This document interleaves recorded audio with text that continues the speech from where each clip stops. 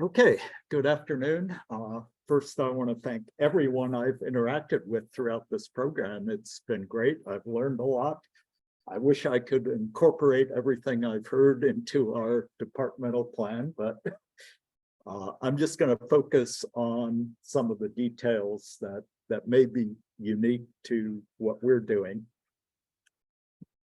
Okay, whoops. Here. What did I just do?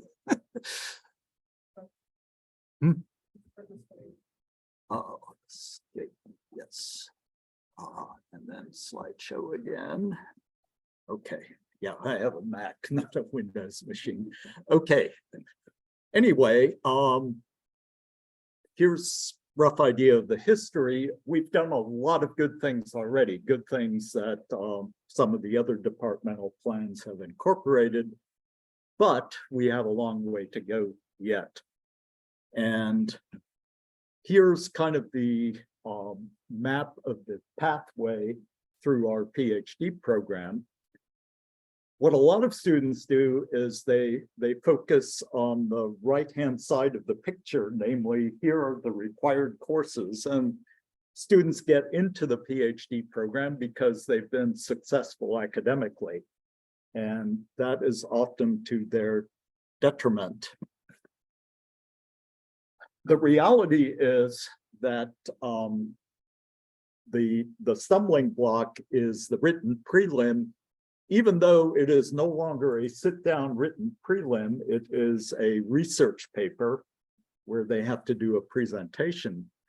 And the student who gets an advisor immediately is funded, has a project, they breeze right through that. But a lot of other students might wander about for several years, change advisors, other things get in the way, and it may take 4 years to get to that actual written prelim, even though it's planned to be done by the end of the second year. And some students drop out in that process, and they've been here for several years, and they have nothing to show for it. So 2016 was an ABET accreditation year, so we put on our accreditation hats and set aside some outcomes. These are relatively uncontroversial.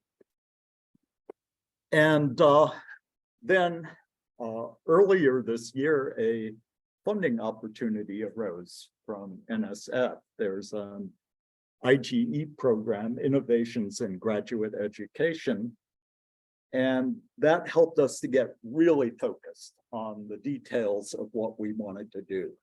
And the process is going to come later, the process of getting the whole department on board. But now we're really, okay, this is what we really, really want to do. Okay, so a major part of this proposal is a sequence of experiences during the first 2 years of the graduate program.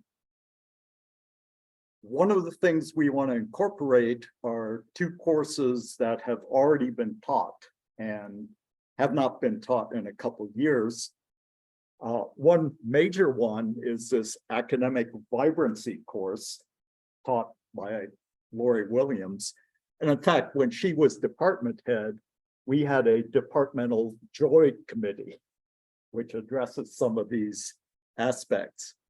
Ethics are becoming very important in our field, so it's not sufficient to just have a 1-credit ethics seminar. We want to have ethics throughout the curriculum. Some new courses we want to develop, a research methods course, which in the second half is going to address specific issues related to specific subdisciplines. Lab rotations are a completely new idea in our field. I know a lot of sciences are doing them already. And we want to have a TA training and mentoring course. which is going to be based on a similar thing at the undergrad level by Tim McNeil. And finally, this written prelim is already a course, CSC 890. Well, let's make it a real course.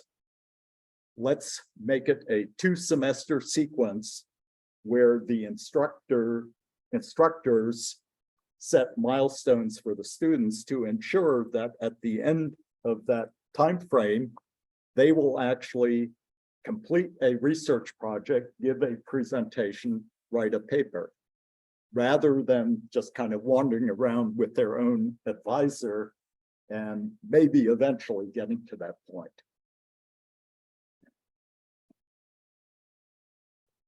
So what we hope to do with all of this is to level the playing field for everybody. Unlike what's happening today, all the students will have roughly the same experience in the first 2 years. And part of that experience is to have courses that promote joy, academic vibrancy, work-life balance, but also lab rotations where they get to know other PhD students and several potential advisors, and some experience with teaching, some mentoring. And so they are prepared to navigate the rest of the program at that point. We would like to have a teaching requirement because the skills that you develop in teaching a course are not just useful in academia, they're useful in industry as well. And there are several mechanisms for doing that. Some of our PhD students already teach courses as instructor of record, but the university has a lot of excellent programs preparing for the professoriate. There are mentor teaching courses, and we can do that on our own as just a supervised instructor situation. Another thing we'd like to do is a tiered mentoring program where there's peer mentoring, mentoring of new students by faculty, by students that are farther along the way. And an important part of that is formal mentor training for both faculty and students. Our stretch goal is that all first-year PhD students are funded to do research. Currently, a lot of them are funded by teaching assistantships, which in a lot of cases holds them back because the time they spend on that particular duty gets in the way of their research. And it also is a detriment to some of us faculty members who have to deal with teaching assistants who are stressed in other ways and who may not be experienced. So that's going to be a real difficult process given the number of students that we have. And finally, we need some mechanisms for evaluation, and some of these come from the NSF proposal. Others are just kind of brainstorming, and it'll be a while before we get that right. And finally, thank you to, there's a PhD program culture and policies task force that's been looking at these issues. I've listed the collaborators on this NSF proposal, and Ruda Dutta is the one who originated this current research seminar course. So he gets a lot of credit for improving the situation over the last few years. Okay, so that's it. And now you can have lunch. Question. More than most of the plans that I'm better than the ones that I've read, this will really make some very fundamental curriculum changes. What conditions do you have in your department that allowed you to often get away with that in a way that perhaps some of your colleagues may not have had the freedom to do?